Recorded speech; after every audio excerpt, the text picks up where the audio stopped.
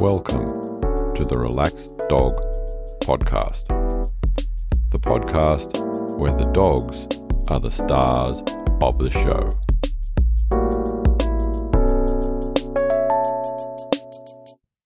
Welcome to episode 17 of the Relaxed Dog Podcast, sponsored by The Relaxed Dog. Thank you for listening. I am your host, Robert Ober, and I hope that you and your dog are well.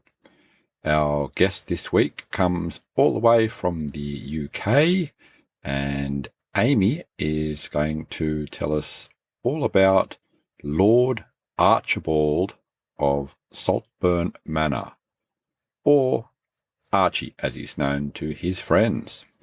But first, some doggy news. And it's also from that part of the globe where police dog Max from the, and excuse my pronunciation, Powys police force in Wales was on his first shift, and he was asked to go out and help try and locate a missing mother and baby. And the good news is that for about 2 hours into the shift, he led his handler to the mother and baby, and all are well. So congratulations, Max, on your first shift. Now, Max would have used his most powerful sense, and just about everyone knows that it is his nose. Pun unintended, but there you go. The reason for that is that dogs have up to 300 million olfactory receptors in their noses, and us humans have about 6 million. The part of their brain dedicated to interpreting all those senses is about 40 times larger than our part for our sense of smell. All up, people usually say that dogs can smell about 100,000 times better than us humans. And I've heard the analogy of they can sense about half a teaspoon of sugar in an Olympic-size swimming pool. So the question I have for you listening is, what do you do to ensure that your dog is using his or her nose? And there are a lot of different games and a lot of different activities, but make sure that you give them the opportunity to use their sense of smell. Now let's move along to this week's guest interview. Well, welcome everyone to the Relaxed Dog Podcast, and today I am talking to Amy, and she is going to tell us all about Lord Archibald, or to his friends, Archie. So welcome to the podcast, Amy. Thank you very much. So the standard question I sort of get everyone to start with is to take us back in time a little bit before you got Archie, and give us a bit of a picture on the whys and the how you guys got together. So it's a bit of a random story, this. So my partner, who I'm with now, we were together when we were 17, and we were together for about 5 years, and then being children, we broke up and weren't together for 2 years. And my partner, my ex-partner had moved on with somebody else, and they decided to get Archie. Now, that relationship turned quite toxic, and his girlfriend at the time said, "Come and get your dog. I don't want anything to do with him. Like, I can't stand him. Just take him." And I ended up obviously getting back with my boyfriend, and obviously he brought Archie into my life. And as soon as obviously I met Archie, there was just a complete connection. And I always remember saying, I don't understand how anyone could give him up and just say, no, I don't want anything to do with him. He's my absolute world now. So unfortunately, I didn't get to have him from when he was a puppy. So I've missed out on quite a lot, but my partner's filled me in on quite a lot, and I've got lots of photos of him and things, which is really nice. Okay. So yeah, which is quite nice. So about how old was Archie when you met him? He was 18 months when I met him, so I still got him at his puppy stage, because Labradors tend to mature more around the 2-year mark. So I still got quite a lot of the puppy essence from him, just none of the chewing, which was quite lucky. Nice. So everything was really good from day one, or? Yeah, like he's been absolutely brilliant. The only thing that we've had problems with, and it's a nice thing, he loves us that much that obviously with me and my partner working, and my partner works away, I think it stemmed him to have separation anxiety. So we moved into our house and we had a letter through the door from our neighbours, and they were saying basically that he howls and he cries as soon as we leave him, even though we've got a dog walker that comes in. But obviously that's the only thing that we've had a bit of a struggle with him. And obviously we got it sorted. He started to understand, like we leave the telly and things on for him, and he understands now he gets left. But then obviously because of the whole COVID-19 and the lockdown, he's now very latched on to us. So I know as soon as I go back to work in September, he'll be back to with his separation anxiety and howling. That's the only thing I would say that he's been bad for. He's fine in every other aspect. He's like having a little child. Yeah, I think what you mentioned about with the COVID situation is going to be a fairly common thing all around the world. Definitely. When you got back with your current partner, was it moving back into a place where Archie was, or sort of he moved in with you guys, or did you sort of like, how did that sort of work? So I'd started to meet him, taking him out on a couple of walks, and we then went to the Lake District for a couple of days, and Archie obviously came with us. So we were seeing how he was with me, how he was with my partner and things. And at the time I was still living with my parents, with my mum.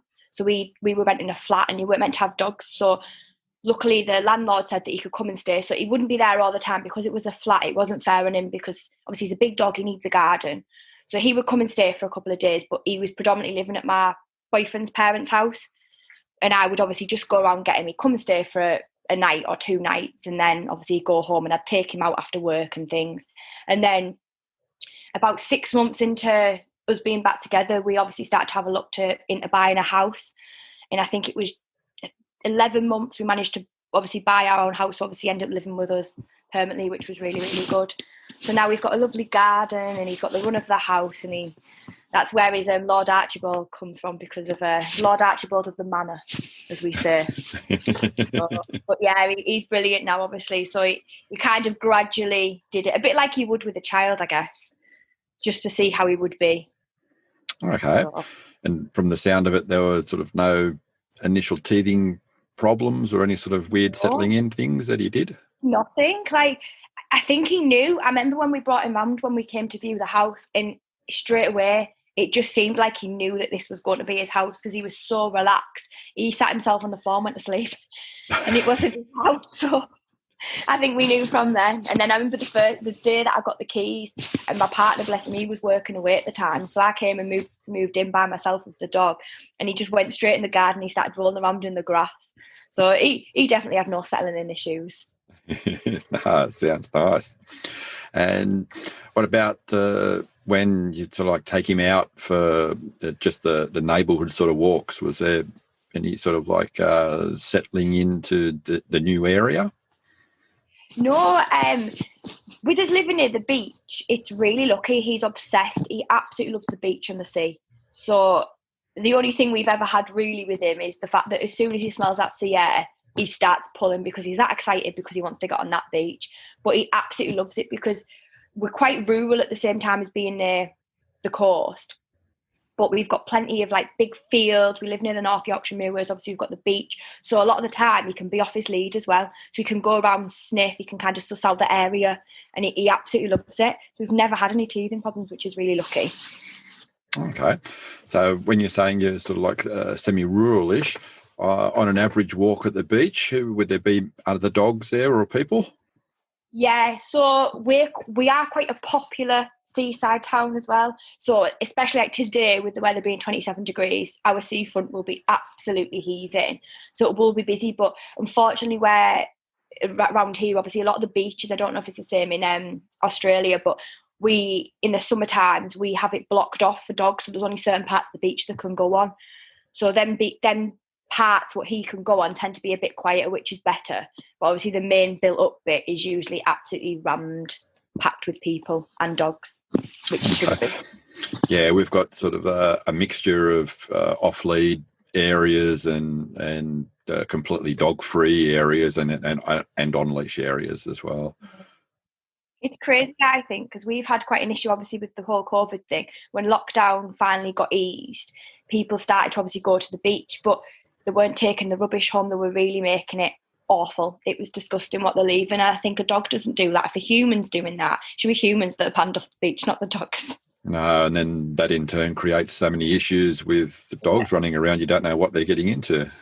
Exactly. And I know he's really good, but say someone's dropped an ice cream or they've dropped a burger or something, he will try and eat it. So apart from the beach, does he like going on other walks in different areas? Yeah, we take him all over with us, so he comes absolutely everywhere. So like I said, we live near the North Yorkshire Moors, which is a big national park. So that's really out the way with loads of fields and wildlife and what do you call them, livestock. And he loves it. He just runs about. He's like a free spirit. So Okay. he absolutely loves it.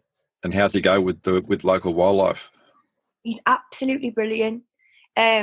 He's not bothered. Like the only thing he sometimes tries to do is chase pheasants, but he doesn't do anything. He just chases. I think he just tries to play. But we've got some cows on a field near us, and the cows always look at him as if to say, "Oh, wonder what you are." And they come to the fence, and Archie goes to the fence, and they like sniff each other and they're licking each other. It's quite cute, actually. You always get this, perception that dogs hate livestock that they'll attack, but he's so soft. He just loves them. He just wants to play and kiss them, and it's really nice. Oh, no, that sounds really nice. How often does he get to experience the cows and things like that? Quite often. So there's a few routes that we can take to the beach, and one of the routes that we take is going past one of the cow fields. So obviously you can see them if they're out in the field, which is quite nice. But I try and socialise him around everything as much as I can, because it builds up his confidence, and it means he's going to keep having that really nice, placid, kind nature. I feel like a lot of dogs, when they haven't been socialised, tend to be quite barky and ratty, and they're a bit more scared of things, and they're not very good with socialising because they've never been taught it. So I think as much as we can socialise him, it's the best thing for him. Mm-hmm. How far away is the beach from your place? It's probably about a mile, maybe a little bit less, depending on which route we take. So it's quite close. It's probably about a 15-20 minute walk. Okay. I was picturing it a little bit longer then. Yeah, it's the way, because like I said, with us being still quite rural as well as obviously close to the beach, we've got cow fields and farms in between our house and the beach. Everything's very much on the beach. It's very unusual. Wow, sounds very nice. So do you travel around much with Archie? Yes, yeah. He is my little sidekick. He comes absolutely everywhere with me. And like I said, we're quite lucky. There's a lot of dog friendly places around here as well. So he comes in my car everywhere I go. Apart from if it's a hot day and I know I need to get out of the car, he will not be coming. But he's been to the Lake District. Where else has he been? He's been all over really. Like we go out for days. He's been to Durham and things for the days. Obviously, we just take him everywhere because he's just so good. So it's quite nice. We took him to like a natural park the other day called Brimham Rocks, which is in like a bit further into Yorkshire. And that was probably about 2-hour drive. And he was in his element. He absolutely loves it. He loves being in the car, loves being out. And then he's obviously, as soon as he's out the car and he's exploring, he's in his element again. So we are on about getting him a pet passport next year, obviously, so that we can take him travelling around Europe, which would be really nice for him. Wow, that'd be nice, yeah. See, do you think he has a preference for in the water for still water or for the surf at the beach? I'd say the beach. I mean, he likes any water. With him being a labrador, he's a water dog. But yeah, the beach. As soon as he sees that sea, he's in it. So yeah. And ever had any sort of like issues or concerns any times when he's been in the water? Yes. So he's absolutely fine. We've had a couple of occasions. One time we took him to the Lake District, and there was a big lake called Derwent Water. And obviously he loves this swimming, so he got himself in there. And then he started swimming out. But this lake is really deep and it goes quite far. And he just kept swimming and swimming and swimming. And we were like shouting him to get him back. And at one point, my partner was thinking that he's going to have to take him. He's going to have to jump in and go and get him because we thought he was not coming back. But he did end up coming back. And then we took him the other day to these rowing boats. And he was allowed on the rowing boat. But obviously he saw the water. He jumped off the boat into the water, then realised he couldn't get back on the boat. So he was having a bit of a panic. So my boyfriend had to grab him and hie him back up onto the boat. And obviously then he started shaking. So we were absolutely drenched. He's a character. Should have asked as well, when you're going through the fields and things like that, is he off lead there when you're going for your walks in the forest and stuff? Yeah. Most of the time he is, unless there's another dog, say, that I know is on the lead, and I just feel it's a bit courteous to put him on the lead. That's all right. And guessing that he's got pretty good recall? He's got really good recall. I mean, sometimes he'll be in his own element and it'll take a bit of a while for him to come back, but he is very good in that sense. I can't fault him. It's just sometimes he's that excited that he doesn't quite understand. Like, so for instance, like near the road, I never have him off the lead near the road, but sometimes he just won't listen because he's that excited and he wants to go. And often he's pulled me out in front of a car. So it's not great. No, certainly not. He's on a lead when he's doing that. Mm-hmm. Do you do a lot of training with him?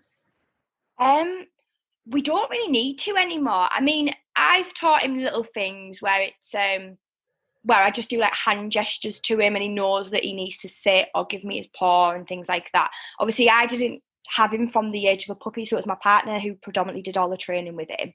And he is very good. Obviously, he understands the sit, the paw, waiting. He knows not to touch food. So I could literally walk out the room, leave a plate of food, and he knows not to touch it at all. So that's really good. And he'll leave you alone when you're having your food. Like he'll drool and he'll want a bit, but he'll leave it. So that's really good. And, yeah. Challenge for a lot of dogs, particularly labs. Yeah.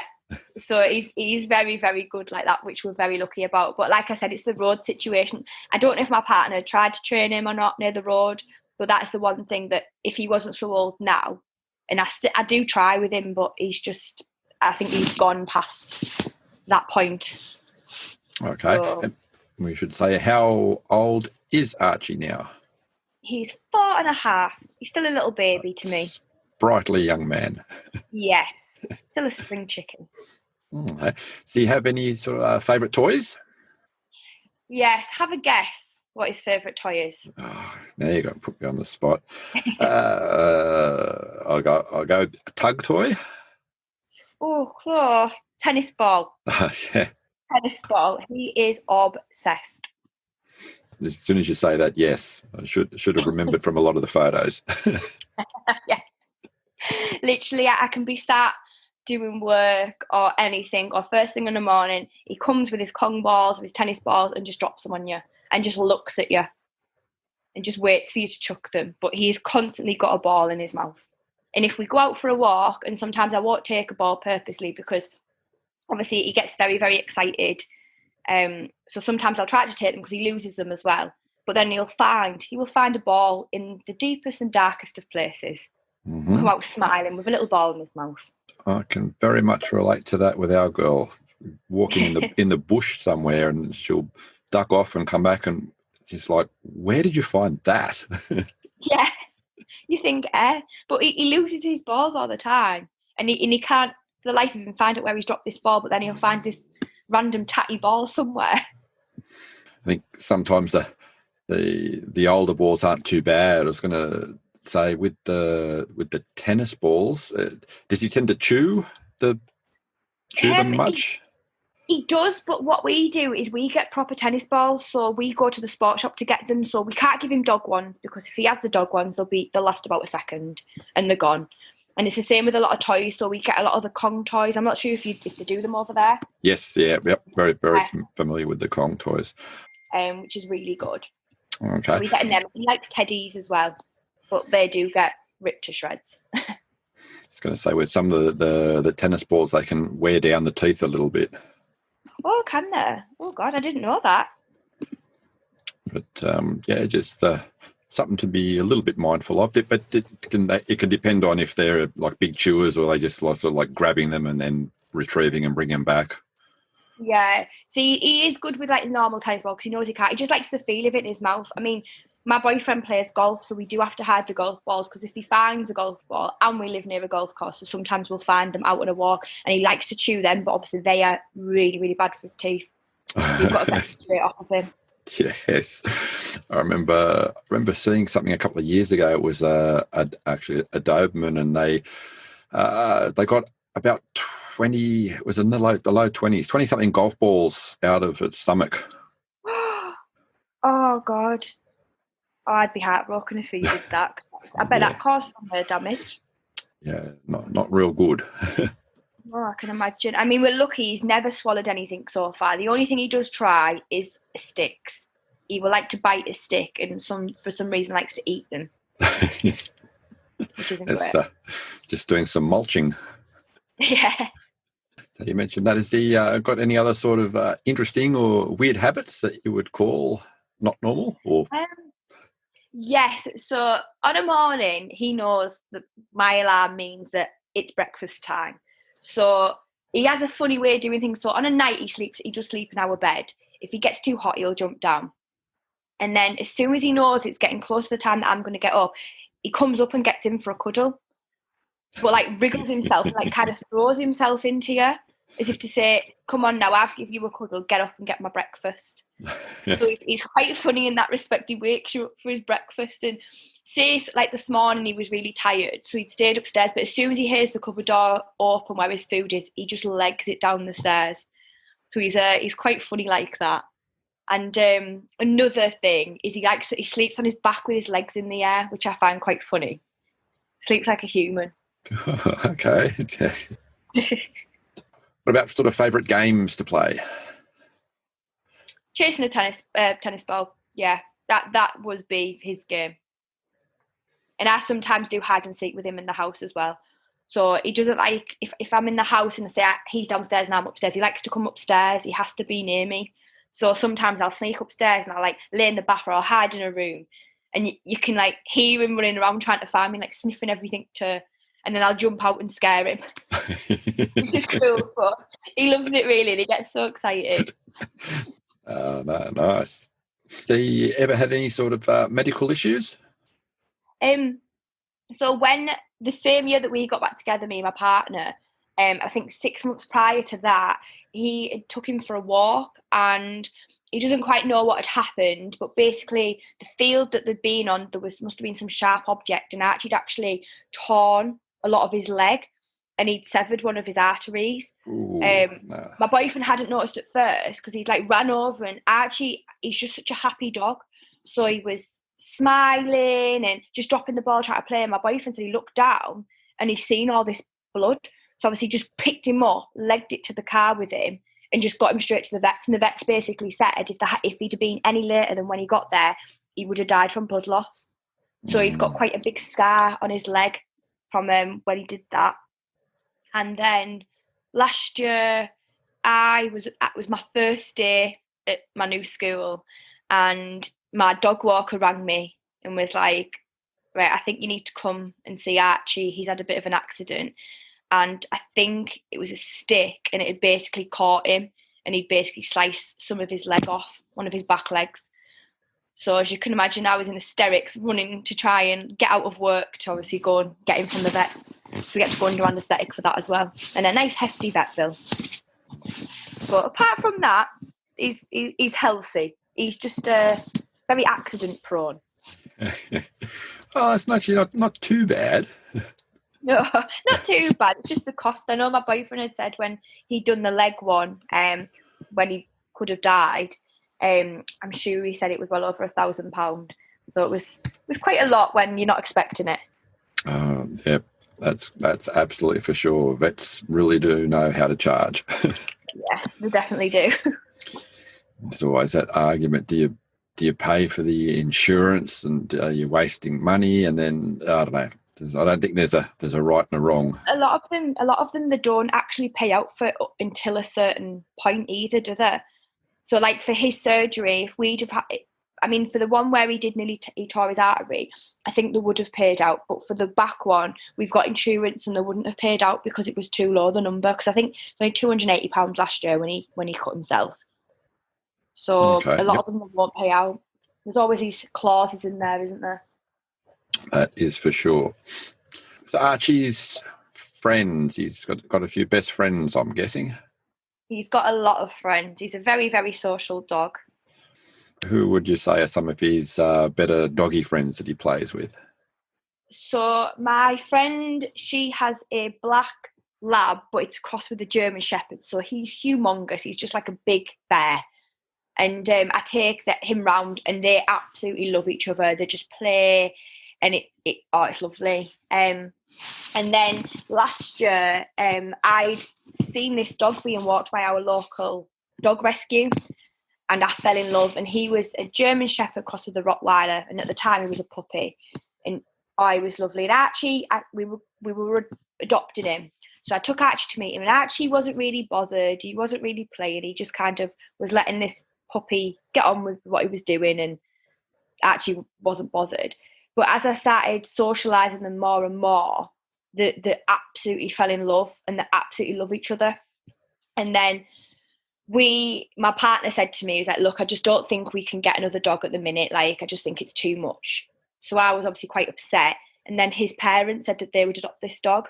So the dog now obviously lives with them, and Archie goes round to see him, or I take the dog out who's called Dougie, and I've never seen dogs play like it. They do quite like rough, playful fight where like bite each other and nibble each other, and they're quite like, I can't describe it, but Archie's dead mischievous. Like Archie will get really rough and dead playful and dead hyper and get Dougie into trouble, and it's quite funny to watch. But they're just absolutely mental. I think I've put a couple of things on Instagram like showing what they're like.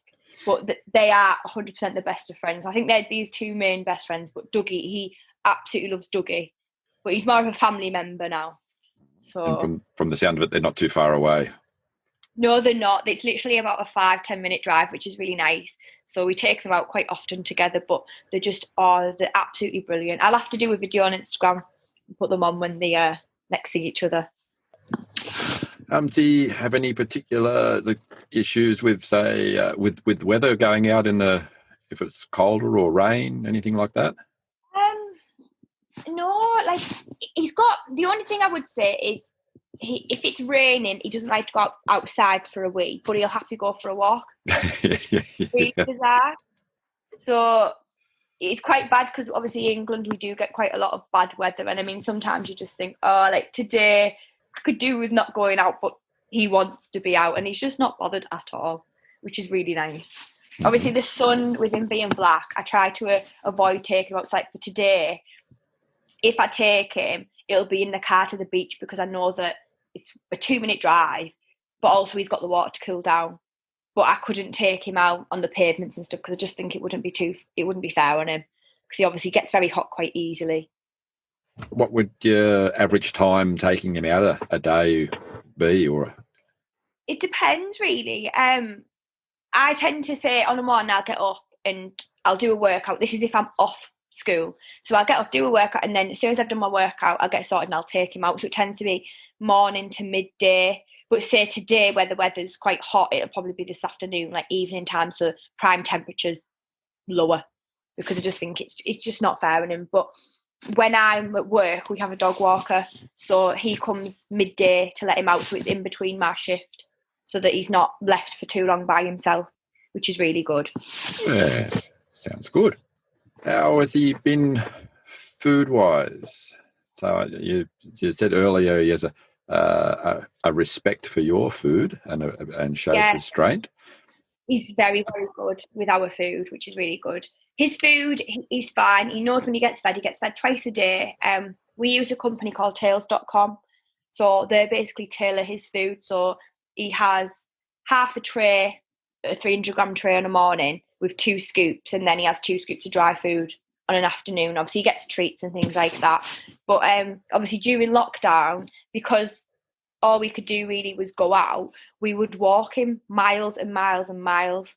And because of this, he'd lost a lot of weight, even though we'd upped his food intake and everything. Everyone kept telling us how slim he looked because he's meant to be a working lab. That's his breed. So he's naturally very lean anyway. Mm-hmm. But it was to the point that you could see his ribs. So we kept upping and upping his food and just nothing was working. So in the end, I started adding raw potato to his food because I was reading that meant to help. And it did. And everyone's been commenting how much chunkier he's looking now and much healthier, which is really good. So I think that's our only downside. If we exercise him a lot, he loses weight quite rapidly because he is a very, very active dog. That's how they should be. Yes, definitely. Like some people like to just do really small walks, but I think with his breed, he's a big dog. He needs a big walk. So my minimum walk for him is at least 3 miles, and that's without I always have to take the ball, and I'll chuck the ball if we're doing like a 3-mile walk, just so that he still gets to run around and get rid of that energy. But I think his optimum is about a 5 or 6 mile. I think that's better for him. Oh, nice. And does you get recognised a fair bit because of your Instagram account or social media? Not so much, because a lot of the people who we follow are from all over the world. So apart from my friends, for instance, so if I'm out with my friends and we've took him, they'll always tag him in things and people will say things. And we've got a few dogs that are from around this area, which is quite nice. But I think people just recognise him just because he's just so beautiful. So people always come over and want to stroke him. I mean, last night we had loads of people when we went out for a walk coming over and giving him loads of cuddles and asking us loads of questions about him, which was really nice. So I think that's where he gets his attention from, because he's just got such an angelic face. You mentioned snacks before. Has he got a particular favourite type of snack? He loves sausages. I mean, it's probably not the best thing to give him, but he does love sausages. And I'm quite lucky he's still asleep when I've said that as well. Otherwise, he'd be up waiting for some. So he has them. And I get lots of treats. He has the dental sticks and little bones and the biscuit bones, and we have the pedigree. I think they're called smackums, and they're like straight, flat, meaty kind of treats. So I get them then. And then for his birthday, there's a lady who does all cakes for dogs and things like that, and like sweet treats. So we got him a cake. He loves them, and she does something called wuffins. They're a bit like scones but for dogs. So Wuffins. Wuffins, yeah. Wuffins, I like it. Wuffins, yeah, it's really cute. So she does a lot of the local farmers markets. So we always go down and buy quite a bit from her, which is really good. But she does chocolate eclairs and everything. Obviously, all dog friendly, which is brilliant. I suppose that will lead me into a question that I ask everyone, and it's to complete the sentence. Yeah. I can't believe my dog ate. Oh, this is a hard one. I always say if it's a hard one, it's good. It's good. It is, yeah. Like, we went out with my friend's dog yesterday and her dog was eating horse poo and he's just not bothered. Like, the only thing I've always thought was weird, he eats his cauliflower. He loves raw vegetables. But that's not weird at all. No, that's good. I know. But yeah, like I said, the only probably thing I would say is the stick. The stick is like, oh, can't believe you've eaten that. But that's it. Like, no, he's not bothered. He's really good. He definitely sounds it. Yeah, he is. He can be mischievous when he wants to be. Mm-hmm. So when you say that, is there anything that sort of comes to mind? So, for instance, because of lockdown, it's been more of like a home workout kind of thing. And I don't know if it's the smell of sweat or whatever, but if he sees me doing, say, mountain climbers or something, he comes next to me. He doesn't get on me, but he comes next to me and makes humping movements. And I tell him no, and he goes straight back to his bed. But I'm like, not really what you should be doing, because he never ever humps as well. And then like things like the ball, like obviously just dropping the ball on you all the time, jumping on you, they throw himself into you on a morning, quite mischievous. Yeah, there's just little things like the road, and when he gets too excited and he's pulling. I mean, we took him out for dinner once, and he never pees inside. And they had kind of like a little stand where people would like go and make bookings, and he went over to the stand and peed on it. I shouldn't laugh. No. He was on it. I was mortified because we go there all the time as well. I mean, he hasn't done it since, touch wood. But and another thing is, he nicks people's balls. So if we're out on the beach, he likes to run up to dogs if he sees a ball and he pinches it. He's not bothered. So that's one of the things that we have a nightmare with. He also likes an audience when he goes for a poo. So he won't do it in a field, but as soon as he sees someone who's sat down chilling, he'll go right next to them and think, "Oh, I'll have a poo here." Sorry. So last week he did it. We went to the beach last week, and we were doing like a little barbecue. And as soon as I got onto the beach, he walked over to this couple who were sat chilling, cuddling, and just took a big dump near them. I was so embarrassed. I thought, yeah, he's kind of ruined the mood for them too. That is a little bit different. He's weird. He did also once pee on someone's shopping, which wasn't ideal. We were at the beach and someone had left some Morrison's bag shopping, so it was food shopping as well. And I hadn't noticed, and he'd ran over to them and just peed on him. So I don't know what he thought it was, but I was absolutely mortified. I promise he is a good dog. So, spending a lot of time on the beach, does he enjoy rolling in different things? On the beach, no, he doesn't. And he's not one of those dogs that would see a dead animal and roll in it. He's not bothered. The only thing he likes doing, so recently we've had our garden done and we've got AstroTurf, and he absolutely loves rolling himself on that. Like, he gets up and he'll just roll himself all over it. And I don't know if it's because the feel of it, maybe it's scratching him and he really likes that, but that's literally the only thing he does. He doesn't roll in anything apart from that. Okay. I'm guessing that's just also a good habit, seeing as you've got a lot of fields with cows in it. Yeah, really, really good. Especially because I've got the rescue dog, Dougie, who's his best friend. He loves rolling in stuff. And we run a group on Facebook, and it's like Labradors of the northeast of England, and they're always putting on how their Labradors are rolling in fox poo and everything. And I'm just so grateful because he doesn't, which is brilliant. I'd be devastated if he did. Especially for the dogs that are just about always inside. Yeah, I know. Is there anything else sort of coming to mind as far as adventurous sort of things? Just what we did the other day when we did our 24-mile walk. So we started from my house, and you basically have to walk to the town and then you get to some cliffs. So we did quite a lot on the cliffs, and then it was back down on the beach, but there was like really steep steps and little waterfalls in between. And so that was quite adventurous for him, and he did absolutely amazingly. We got to a place called Sands End, which is literally just before the place that we were aiming to go, which was a beach, and he was running around, had loads of energy. But that was definitely a big adventure for him, and it was just so much different terrain. We were going through farmland, obviously up the cliffs, down on the beach, loads of rivers, and part of it was warm, part of it was blistering wind and rain, and next thing it'd be sunny again, then it'd be raining again. So that was quite an adventure with him. Yeah, lots of things to experience and to sniff and see. So how long did that take you? That took us, it should have took us a lot quicker, but I think it ended up taking us about 9 to 10 hours. So it was a long route, but we did stop because obviously I took some water for him. So we stopped and made sure that he had plenty of water, and we stopped and had some like lunch that we'd taken. And my friend at the end of it, she couldn't walk. So it took us about 2 hours to get to our end destination, which should have took us half an hour. So it was worth it. I mean, he loved it. Sounds like a great day out. Yeah, it was brilliant. He absolutely loved it. And when we finally sat down for food, he was absolutely shattered. He got himself right into the table and just was snoring his head off. I was just going to say, it would have been a really nice night's sleep for him after that. Yeah, definitely. And he was fine though. Like the next day I thought, I'm not going to walk him. I thought it's going to be too much. Like he'll be absolutely tired.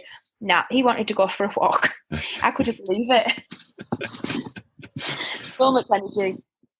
So any holiday plans coming up for him? Or for you both, sorry. Well, we're going away next week into Barcelona. So he's going and staying at a dog boarding. So he gets to stay in their house, which is really nice because he would not cope in kennels. He's never been in kennels, so it just wouldn't be. So that's a little holiday for him, which will be really nice. And then we're looking at going to the Lake District. So that'll be really nice as well for him. So we take him camping quite a lot, which he really enjoys. So that'll probably be the next thing that we do. Oh, but we've got nice. quite a lot. We've got quite a lot of dog-friendly hotels and stuff as well. So, and obviously, like I said, there's lots of dog-friendly pubs and cafes. So he tends to come practically everywhere with us, which is really nice. So he gets away quite a lot. He enjoys being in a tent? Oh, he loves it. Absolutely loves it. Although he takes a lot of the room up. Don't you? Yeah. Work now. You love it, don't you? Sounds excellent. Sounds like he's living a really good doggy life. He is. He's very, very spoiled. Probably too spoiled. Because he knows with me that he can get away with a lot. Whereas with my partner, he knows that my partner's more firm, so he knows he can't get away with as much. But I wouldn't have it any other way. I love him to pieces. Thank you very, very much for sharing Lord Archibald's life with us. Oh, it's fine. It's been a pleasure. Thank you very much for asking us to do this. No, absolutely. It's been a very enjoyable conversation. Enjoy your next adventure and your day. Thank you very much, and enjoy your evening, I'm guessing. It is, yes. Yeah. Oh, brilliant. Well, have a lovely evening. Thank you very much. Take care. Bye. Bye. Thank you very much for listening. I hope that you enjoyed the show, and I'd appreciate it if you told someone else about it. And if you did, then you could talk to them about it. And also, if you were interested, you could jump on the Relaxed Dog Podcast Facebook group, and then you could tell me about it and make any comments if you would like to improve your listening experience. Help me out. Until next week, stay safe, and remember, your dog is family.